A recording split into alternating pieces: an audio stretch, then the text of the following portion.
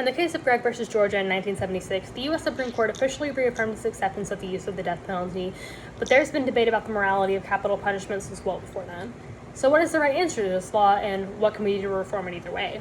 The answer to that doesn't necessarily lie within the court. I believe it starts exactly where I am today. As a criminal justice major, I wholeheartedly believe that I, as well as other people on the same career path as I am, have the power to reform and improve the criminal justice system as a whole, including the law of capital punishment. My purpose today is to persuade my audience to, at the least, conduct their own research on this topic and stay informed on the problems within this system, but mostly persuade my audience that the current statute of capital punishment needs to be reformed. First, I'm going to discuss some of the crimes that are punishable by death and why some of these crimes don't constitute being punished with death. Secondly, I will talk about execution methods used and ways the execution process as a whole can be changed. Next, I will talk about false convictions and what can be done to stop this, as well as what should be done if this does happen.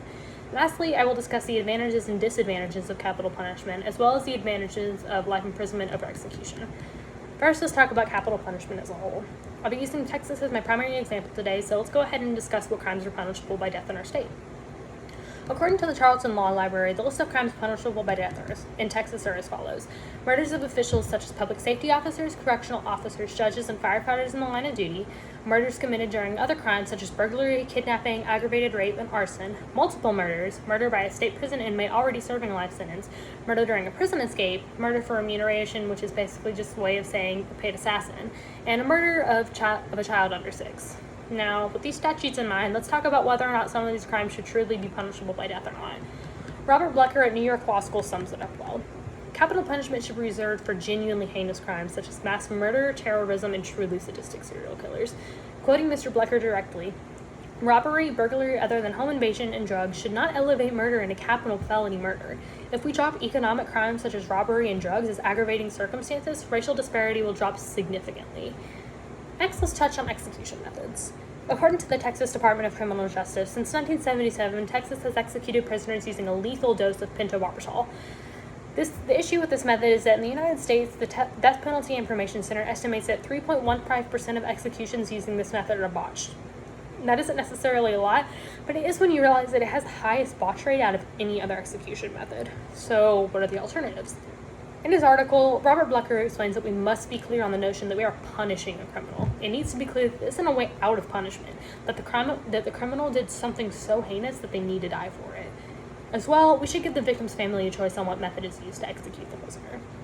So what exactly are these options? An article at Live Science lists 5 execution methods, but I'm just going to talk about 4 of them because I've already talked about lethal injection. The first option is hanging the criminal. Of course, there isn't really one perfect way to kill someone, so this option obviously comes with its flaws. Death by hanging is pretty easy to botch. It's supposed to be quick, but if done incorrectly, it can take more than 30 minutes for the prisoner to die. All it takes is being hung from too high up or way too low, and the process is completely messed up.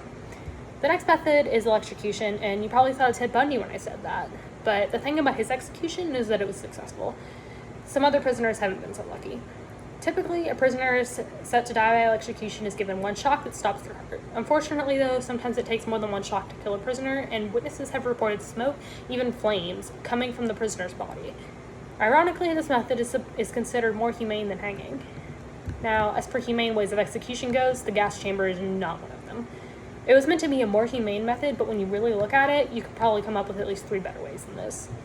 The problem with the gas chamber is that it takes time to kill the prisoner. During the execution of Jimmy Lee Gray in 1983, witnesses were removed from the observation room due to the clearly visible struggle from Gray as the chamber filled with gas.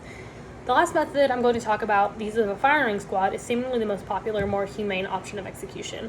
This method is used virtually nowhere in the states, and is only an authorized method of execution in 3 states, and it's not the primary method either. The firing squad method works by 5 anonymous gunmen all firing at the prisoner, 1 gun containing a blank, so none of the gunmen are ever going to know who actually fired the round that killed the person. This has its flaws, of course, because every method does. Crime Museum states that there have been several cases in which the prisoner lived through the shots, in which case a final shooter will fire a round to the prisoner at close range when this happens. So now that we've explored the different execution methods, it seems nearly impossible to ask a family to make that decision, especially looking at the statistics regarding families connected to capital punishment cases. The Death Penalty Information Center reports that 2.5% of co-victims were said to have gotten closure from the defendant being executed, while 20.1% reported that that didn't help them in any way. They cited an article from the Marquette Law Review explaining that psychologists have found that co-victims have achieved greater psychological, physical, and behavioral health when defendants are sentenced to life in prison as opposed to capital punishment. So what do we do then? We have to go all the way back to before a prisoner is even sentenced. It all starts within the courtroom. We have got to be completely sure that a prisoner is guilty. Robert Blecker calls it super due process.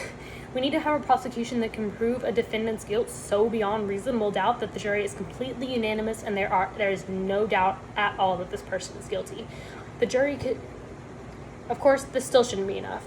The jury needs to believe with full certainty that this person should die for the crime that they committed, not just that they should be charged with capital punishment. With our current system, however, mistakes are made far too often. Too many innocent people have been executed in the United States.